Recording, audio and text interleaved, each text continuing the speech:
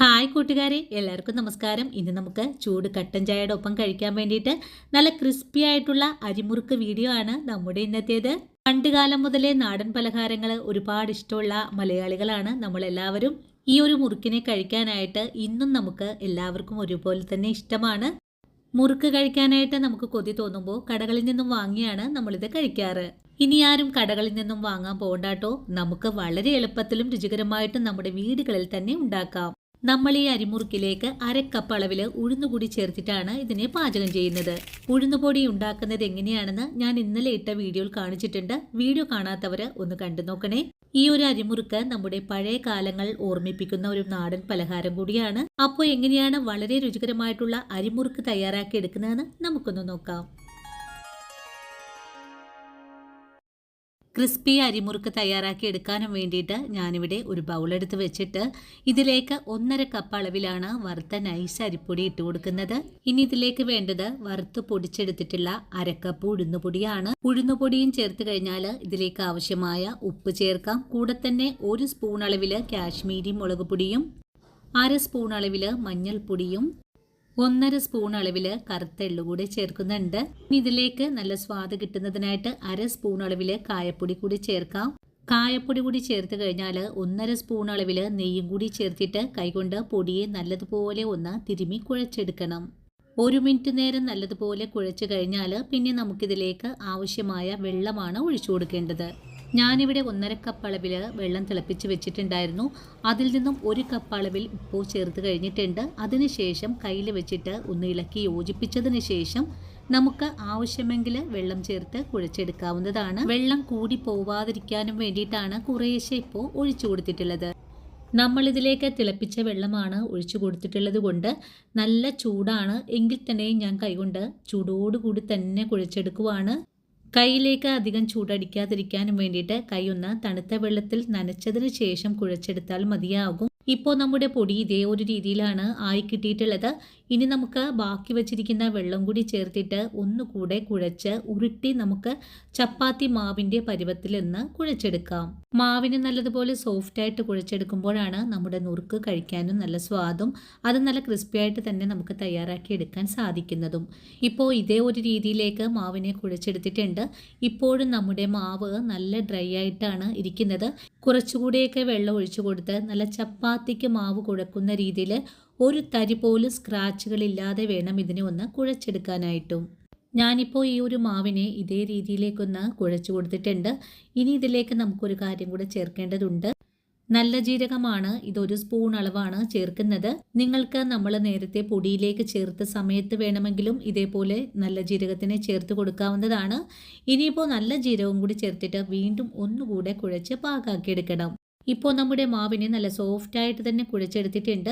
നമ്മുടെ കൈകൊണ്ട് ഒന്ന് മാവിനെ തൊട്ട് നോക്കിയാൽ നല്ലവണ്ണം കുഴിഞ്ഞു വരുന്നതാണ് കേട്ടോ ഇതിൻ്റെ കറക്റ്റായിട്ടുള്ളൊരു പാകം.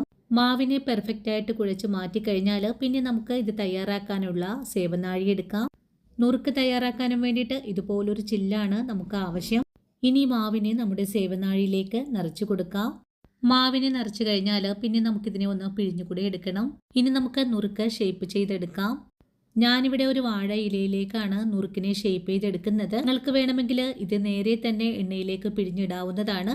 ഞാനിപ്പോൾ ഇതുപോലെ റൗണ്ട് ഷേപ്പാണ് തയ്യാറാക്കുന്നത്. വാഴയിലയിലേക്ക് ഇതുപോലെ നുറുക്കിനെ ഷേപ്പ് ചെയ്ത് കൊടുക്കുമ്പോൾ ആദ്യം ഒന്നും കറക്റ്റായി കിട്ടണമെന്നില്ല. അതുകൊണ്ട് നമ്മുടെ കൈ വെച്ചിട്ട് ഒന്ന് ഷേപ്പ് ചെയ്ത് കൊടുത്തതിന് ശേഷമായിരിക്കണം പിഴിഞ്ഞിടേണ്ടത്. അതുപോലെ നുറുക്കിനെ പിഴിഞ്ഞെടുക്കാനായിട്ട് ഒരു ബുദ്ധിമുട്ടുമില്ല കേട്ടോ. ആദ്യം നമുക്ക് ഒരു ബുദ്ധിമുട്ടായി തോന്നുമെങ്കിലും ഒരു 2-3 എണ്ണമൊക്കെ ഒന്ന് കറക്കി വരുമ്പോഴേക്കും നമുക്കിത് മാറിക്കിട്ടും. ഞാനിവിടെ വളരെ എളുപ്പത്തിൽ തന്നെ മാവിനെ എല്ലാം ഒന്ന് കറക്കിയെടുത്തിട്ടുണ്ട്. മാവിന് നല്ല പോലെ ഷേപ്പോട് കൂടി തന്നെയാണ് കറക്കിയെടുത്തിട്ടുള്ളത്. മാവ് നല്ല സോഫ്റ്റായിട്ട് പെർഫെക്റ്റായിട്ട് കുഴച്ചെടുക്കുമ്പോഴാണ് ഇതേ ഒരു ഷേപ്പോട് കൂടി തന്നെ നമുക്ക് പിഴിഞ്ഞെടുക്കാനും സാധിക്കുന്നത്. ഇപ്പോൾ ഞാനിവിടെ എല്ലാം പിഴിഞ്ഞെടുത്തിട്ടുണ്ട്. ഇനി നമുക്കിതിനെ ഫ്രൈ ചെയ്തെടുക്കാം. ഫ്രൈ ചെയ്തെടുക്കാനും വേണ്ടിയിട്ട് ഒരു പാൻ അടുപ്പിലേക്ക് വെച്ച് കൊടുത്തിട്ടുണ്ട്. പാൻ ഇപ്പോൾ ചൂടായി വന്നു. ഞാനിതിലേക്ക് ഫ്രൈ ചെയ്തെടുക്കാൻ ആവശ്യമായ ഓയിൽ ഒഴിച്ചു കൊടുത്തു. ഇനി ഓരോ മുറുക്കിനെ വീതം നമുക്ക് എണ്ണയിലേക്ക് ഇട്ട് കൊടുക്കാം. എണ്ണയിലേക്ക് ഇട്ട് കൊടുക്കുമ്പോൾ ഫുൾ ഫ്ലെയിമിലായിരിക്കണം. അതിനുശേഷം മീഡിയം ഫ്ലെയിമിൽ വെച്ചിട്ട് വേണം ഇതിനെ ഒന്ന് ഫ്രൈ ചെയ്തെടുക്കാനായിട്ടും. ആദ്യ ഭാഗം ഒന്ന് ഫ്രൈ ആയി വന്നാൽ പിന്നെ നമുക്കിതിനെ ഒന്ന് മറിച്ചിട്ട് കൊടുക്കാം. അതിനുശേഷം മീഡിയം ഫ്ലെയിമിൽ തന്നെ വെച്ച് വേണം ഇതിനെ ഒന്ന് മുരിയിച്ചെടുക്കാനായിട്ടും. എണ്ണയിലേക്ക് ഫ്രൈ ചെയ്യാൻ ഇട്ട് കൊടുക്കുമ്പോൾ നല്ലതുപോലെ ബബിൾസ് ഉണ്ടായിരിക്കും.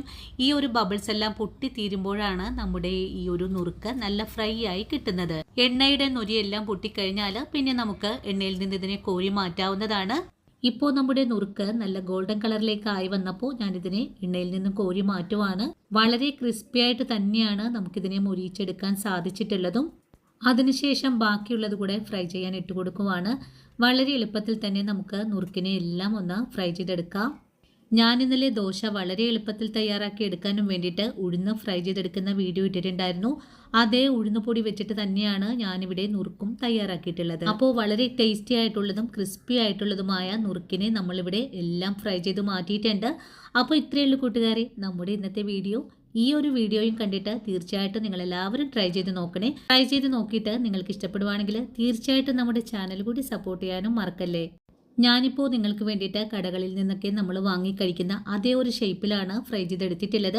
നിങ്ങൾക്ക് ഇതുപോലെ ചെയ്തെടുക്കാൻ ബുദ്ധിമുട്ട് തോന്നുവാണെങ്കിൽ എണ്ണയിലേക്ക് നേരിട്ട് തന്നെ പിഴിഞ്ഞ് ഫ്രൈ ചെയ്തെടുക്കാവുന്നതുമാണ്. ഇതിനെ കഴിക്കാനായിട്ട് വളരെ ടേസ്റ്റാണ് കേട്ടോ. അതുപോലെ നല്ല ചൂട് കട്ടൻ ചായ കൂട്ടി കഴിക്കാനായിട്ട് അപാര രുചിയാണ്. തീർച്ചയായിട്ടും നിങ്ങളെല്ലാവരും ട്രൈ ചെയ്ത് നോക്കണം.